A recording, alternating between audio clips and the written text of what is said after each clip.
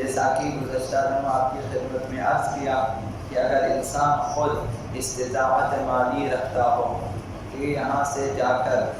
حج کر کے آنے کے اخراجات اس کے پاس موجود ہوں اور اس دوران گھر کے عیال کے اخراجات بھی اس کے پاس موجود ہوں اور آئندہ بھی تنگ دستی اور مشقت وغیرہ کا خطرہ نہ ہو اور اسی طرح سے راستہ بھی پرامن ہو اور انسان جا سکتا ہو، استطاعت بدنی بھی رکھتا ہو اور استطاعت وقت بھی موجود ہو کہ جا کر عمل بجا لانے کا وقت اس کے پاس موجود ہو، تو یہ شخص مستطیع ہو جاتا ہے اور اس پر حج واجب ہو جاتا ہے۔ اسی طرح سے ایک اور طریقہ ہے کہ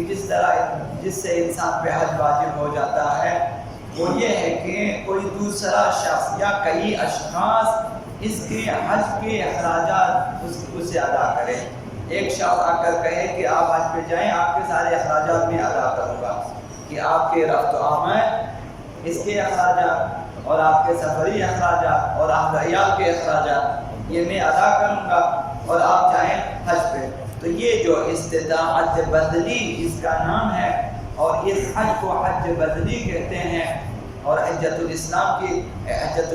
یہی واجب ہے اور یہ واجب ہو جاتا ہے کہ اگر ایک شخص یا دو اشخاص یا کئی اشخاص اس کے اخراجات برداشت کریں اور اسے حج کے لیے مسئلہ روانہ کرنا چاہیں کہ آپ جائیں اپنا حج کریں، اخراجات ہم آپ کو ادا کریں گے، باقی شرائط اگر فراہم ہوں تو اس سے بھی حج واجب ہو جاتا ہے۔ لہذا اگر کوئی شخص پیشکش کرے کہ حج کے اخراجات ادا کرے گا، سفری اخراجات اور اہل و عیال کے اخراجات بھی ادا کرے گا، اگر اس شخص کو اطمینان ہو کہ جو شخص مال دے رہا ہے وہ اپنے وعدے کے مطابق وہ مال ادا کرے گا یا پیسہ ادا کرے گا، اگر اطمینان ہو اور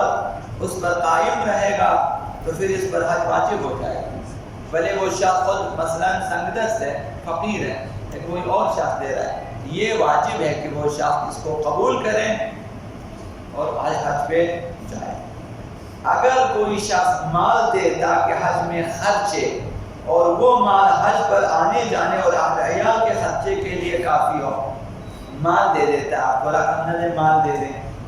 کہ مال حج کے لیے بھی کافی ہے اور گھر کے لیے بھی کافی ہے تو بھی حج واجب ہو جائے گا۔ اب اسے مالک بنا دے یا نہ بنا دے، مباح کر دے، یہ اس کی مرضی ہے۔ کبھی پیسہ آپ کی ملکیت میں دے دیتا ہے یا مال آپ کی ملکیت ہے کہ یہ مال آپ کا اور آپ حج پہ جائیں، مالک بنا دے تب بھی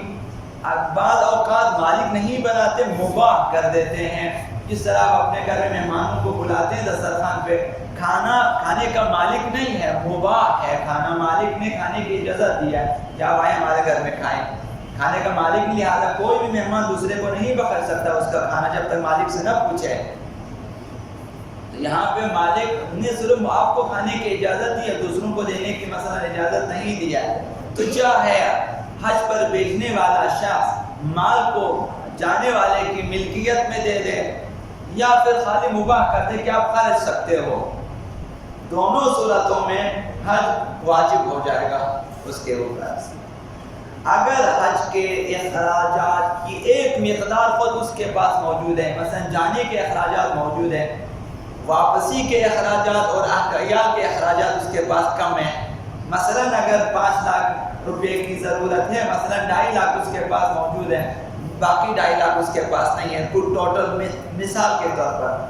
اب اگر وہ باقی مقدار کوئی اور شخص دے دیتا ہے تب بھی حج واجب ہو جائے گا اس پہ، بھائی جو 2.5-3 لاکھ آپ کے پاس ہے باقی میں دے دوں گا آپ چاہیں، یہ شخص مستطیع ہو جائے گا، باقی شرائط اگر فراہم ہوں تو اس کو واجب ہے کہ وہ حج پر جائے۔ یہ جو واپسی کا خرچہ ہے یہ اس شرط کے اوپر کے ساتھ ہے کہ واپس آنے کا ارادہ رکھتا ہو، ایک شخص جا کر سعودی عرب میں رہنا چاہتا ہے، میں حج بھی کروں گا پھر واپس نہیں آؤں گا، تو واپسی کا خرچہ جو ہے وہ استطاعت میں شامل نہیں ہے، چونکہ اس نے واپس آنا ہی نہیں ہے، وہیں پہ رہنا ہے۔ تو اس طرح اگر اہل و عیال کا خرچہ نہ دے، ایک شخص مال دے دیتا ہے حج پہ جانے کے لیے خرچ، لیکن اہل و عیال کا گھر میں خرچہ نہیں دیتا، اب اس صورت میں کیا ہوگا؟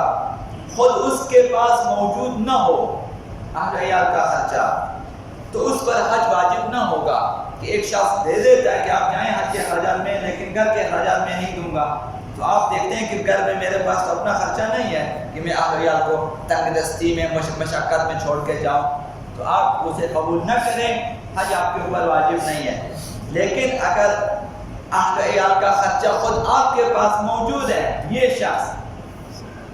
حج کا خرچہ دیتا ہے، اہل عیال کا خرچہ خود آپ کے پاس موجود ہے، تو یہ دونوں ملا کے آپ مستطیع ہو جائیں گے، حج واجب ہے۔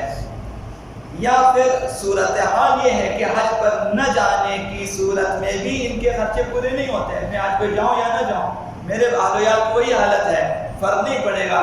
تو یہ شخص جو آپ کو حج کا خرچہ دے رہا ہے آپ کے اوپر حج واجب ہے، چونکہ اہل عیال کا خرچہ دے یا نہ دے آپ کے اوپر فرق نہیں پڑتا، اہل عیال اسی تنگ دستی میں ہے، چاہے حج پہ جائیں یا نہ جائیں فرق نہیں پڑتا۔ اس صورت میں واجب ہے کہ آپ اہل عیال کو اسی حالت میں چھوڑ کے آپ جائیں جس طرح پہلے ان کی حالت تھی، آپ کے حج پہ جانے کے بعد بھی وہی حالت رہے گی، اس میں تبدیلی نہیں آئے گی، تب بھی حج واجب ہو جائے گا۔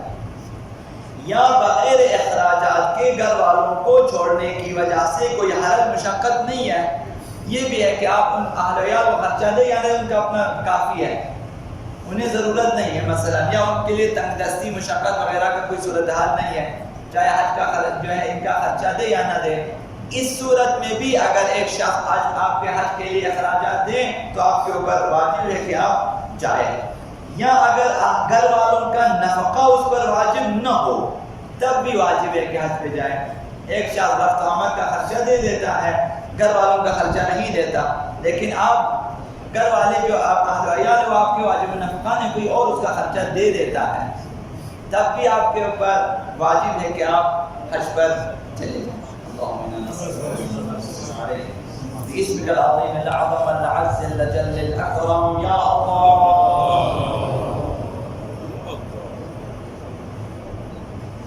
يا الله يا